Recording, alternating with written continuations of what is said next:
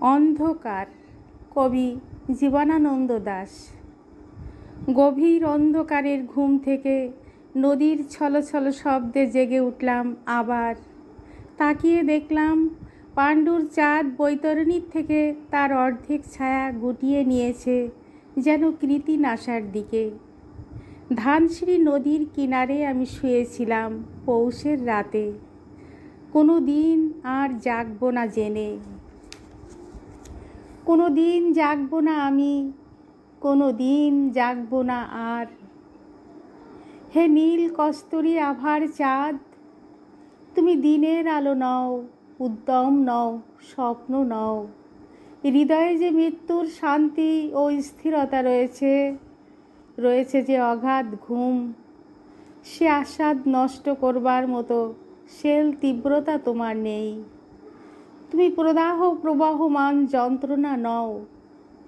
জানে না কি চাঁদ, নীল কস্তুরী আভার চাঁদ, জানো না কি নিশীথ, আমি অনেক দিন, অনেক দিন অন্ধকারের সারাৎসারে অনন্ত মৃত্যুর মতো মিশে থেকে হঠাৎ ভোরের আলোয় মূর্খ উচ্ছ্বাসে নিজেকে পৃথিবীর জীব বলে বুঝতে পেরেছি আবার। ভয় পেয়েছি অসীম দুর্নিবার বেদনা। দেখেছি রক্তিম আকাশে সূর্য জেগে উঠে মানসিক সৈনিক সেজে পৃথিবীর মুখোমুখি দাঁড়াবার জন্য আমাকে নির্দেশ দিয়েছে। আমার সমস্ত হৃদয় ঘৃণায়, বেদনায়, আক্রোশে ভরে গিয়েছে।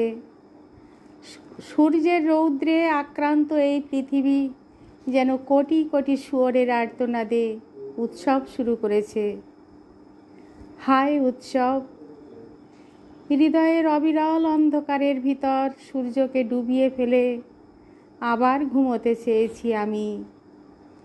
অন্ধকারের স্তনের ভিতর, যোনির ভিতর অনন্ত মৃত্যুর মতো মিশে থাকতে চেয়েছি।